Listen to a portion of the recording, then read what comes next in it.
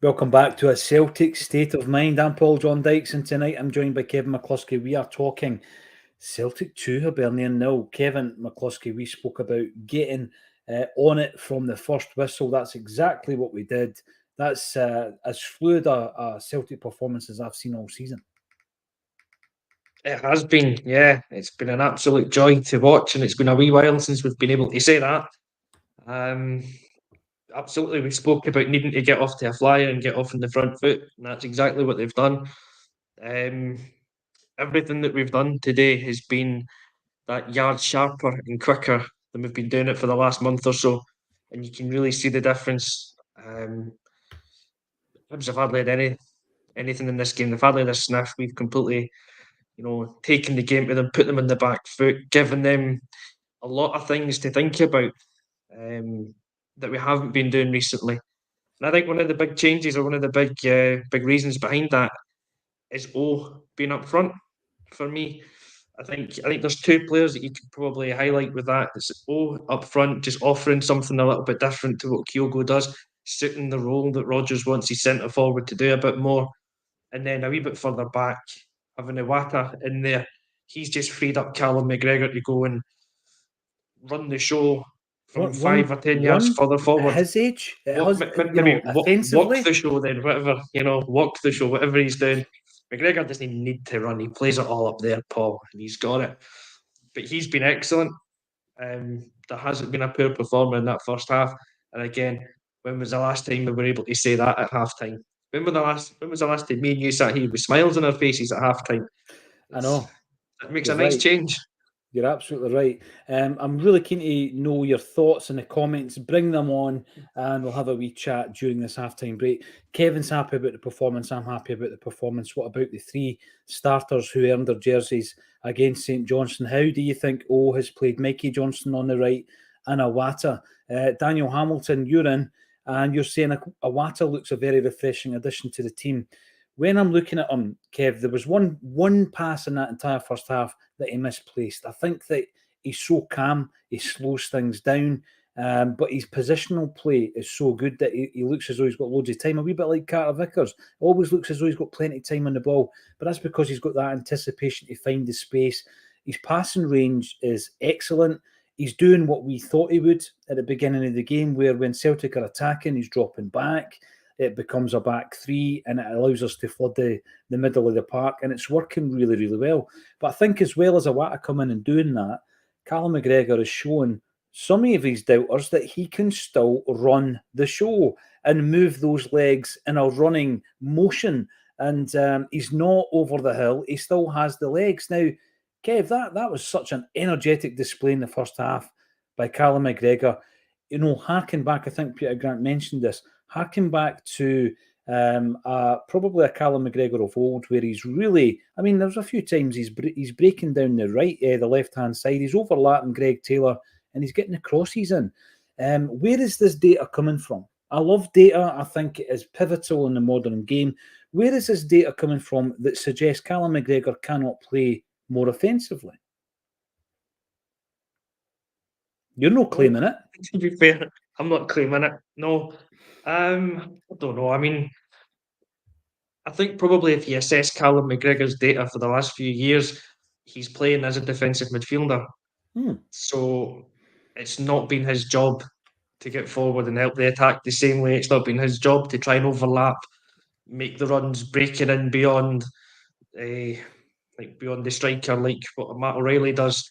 So maybe his numbers are going to look different because he's doing a different role. And maybe there is something behind the data. And McGregor couldn't play a full season in that more advanced role. But he's still got it that every now and again, or I think for a run of games anyway, you can definitely push him upward because he's still got everything about his game. He doesn't have to be lightning fast to play that role because he does have a yard ahead of players in his head. And you've seen him tonight when he's in there, he's playing those through passes, he's making the overlaps. Like Iwata, his positional play is great. So he just gets in the right position to collect the pass and then play the next one, and then he moves in to receive it. So, I'm not sure. there might be, maybe if you're a proper data analyst, you can dig in and you'll find something to prove that. But at the same time, compare apples with apples. He's not been playing as an 8 or a 10. He's been playing as a 6. Get him in that role and look at the influence he's had tonight. I mean, that's all you need to say. Just look at the influence he's had tonight. He is running the show from that advanced position. It helps him that he's got Iwata behind him and that he's giving him the cover. But he can definitely still play that wee bit further more advanced. It looks like he's really relishing the freedom that it's given him, and I genuinely want to know where the data's coming from. What's it based on? Is it based on the fact he has been playing a defensive role? Therefore, obviously, his offensive stats, his assists, his goals are going to take a drop off. I think he's been phenomenal. He's looked as energetic as I remember him seeing. It's similar to Matt O'Reilly last season.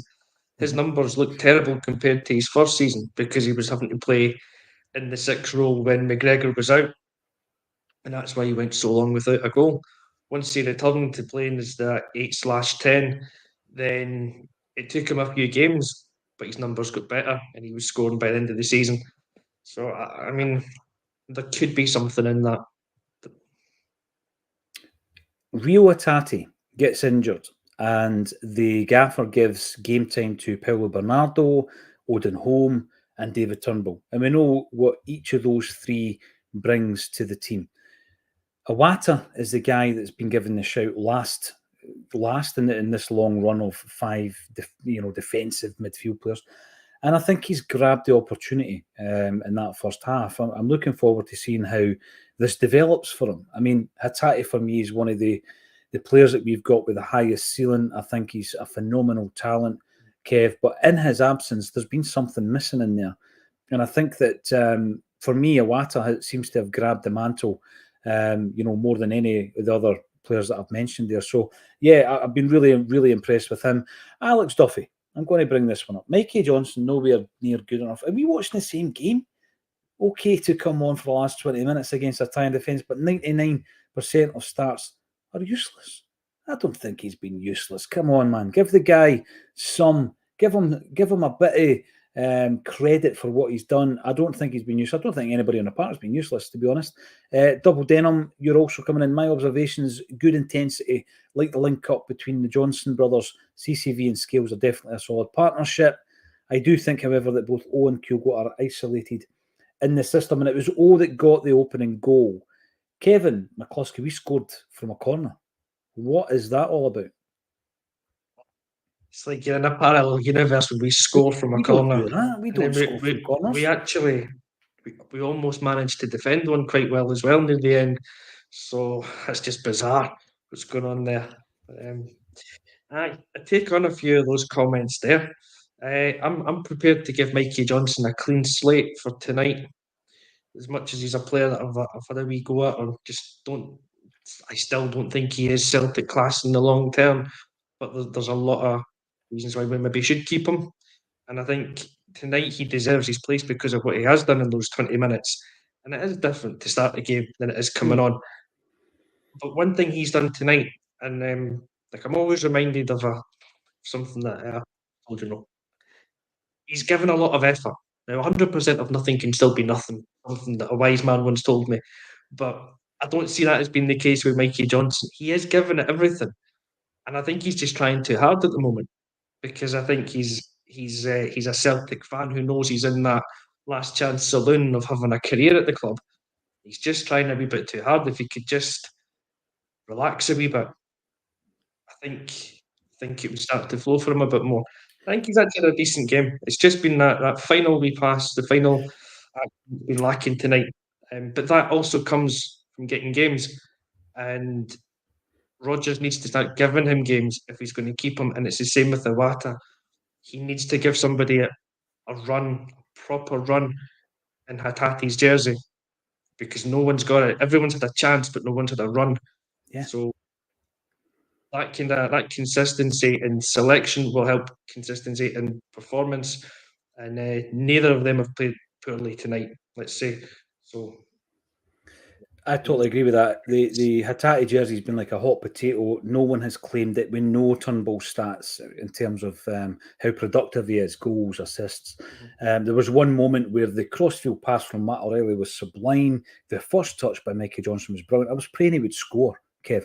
I think just, getting a goal could be what gives him that added confidence, where he's not second guessing everything. He's not, putting too much emphasis on doing every single thing himself. Sometimes it's just like, lay it off. But what he is doing, and what he's doing really, really well on the right wing, is he's linking up really well with Johnston, just as Double Denim says, and he's dragging his sometimes two defenders tighter in, and it's creating a wee pocket of space in behind the left back. Johnson's hit the byline a couple of times, and his balls into the centre have been brilliant. So some of the work off the ball has probably gone a wee bit unnoticed as well. I don't think he's having a bad game.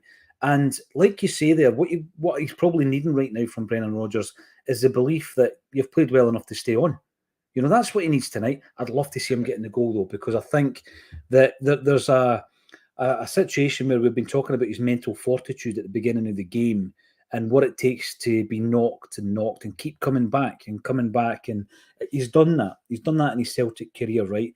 I mean, what I liked about the McDiarmid Park renaissance, sort of the fact that there was this wee resurgence and he looked as though he was a Celtic player again. It was at McDiarmid Park where, remember, he got injured and he trudged off the park, and the gaffer was really dismissive, and it turned into a meme and all this kind of stuff. And that was at McDiarmid Park as well. And I felt really sorry. And that's years of his career. I don't think he ever recovered from that. And now he's starting to recover, and hopefully he's going to start recovering his confidence as well. We know the ability. We know that anybody that trains alongside him or plays alongside him talks about this natural ability that he has. It's that wee final bit. It's that final bit of Mikey Johnson's play. And by the way, I was criticised earlier on because we were talking about the last time that he played, and there was a suggestion by Patrick, you know what, it might have been like 2 years ago. We checked that and it was. But what Patrick said is, because that was the game when Owen Moffat came on, and it was. And I didn't know that Owen Moffat was at Dunfermline Athletic on loan, and I've been criticised in the comments section for not knowing that an ex-Celtic player was on loan at Dunfermline. I knew that he had signed for Blackpool. But I think what it shows, Kev, is that I don't support Dunfermline Athletic, because I have been accused of that. I've also been accused of supporting Hibs. I didn't know that Moffat was there. We take a 2-0 lead into the second half thanks to a Matt O'Reilly header. Is there nothing this man cannot do? It was a great finish. Great ball as well. It was. Talking about the ball, like the note that I've written down, I should write these things more often, was that, as I said, Johnson's trying too hard. I thought Palmer was trying too hard as well.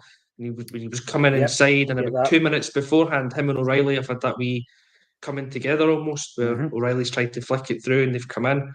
I'm just thinking, he needs to start screwing the nut. What he needs to do is beat his man, hit the byline and put a cross in. And it's exactly what he does.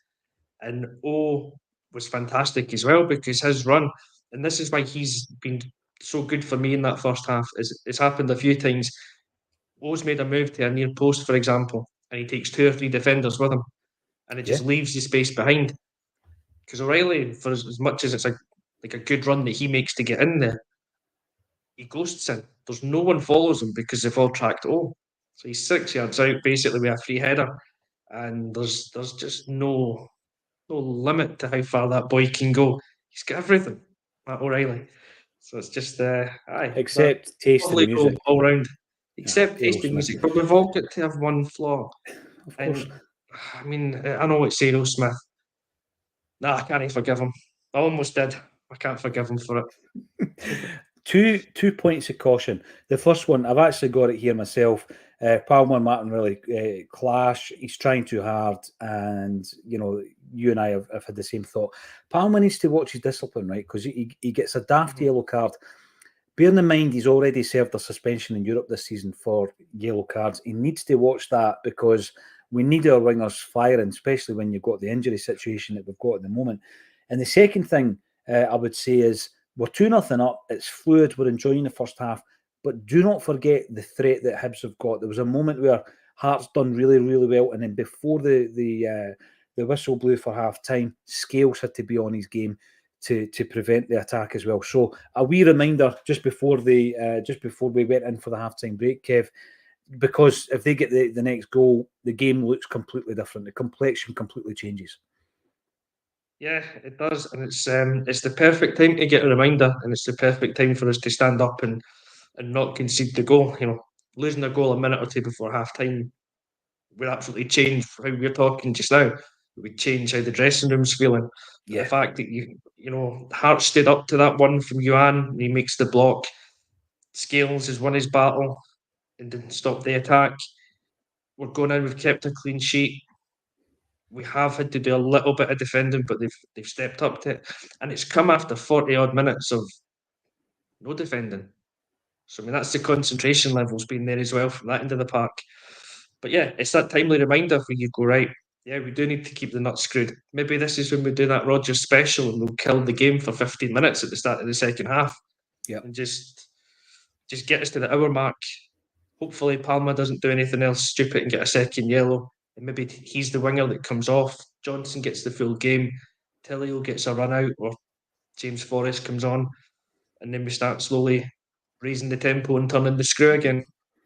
Yeah, we've seen it. We've seen him killing the game for as long as 25 minutes previously. So let's go and rejoin the action. Thanks everybody for getting involved. I think that put us in a good mood. Hopefully the second half will do likewise. And we'll see you at full time to talk about the full 90. The only thing that's left for me to say once again, Kevin McCluskey, all the way from Budapest, thank you for joining me on A Celtic State of Mind. Nice one. Thank you.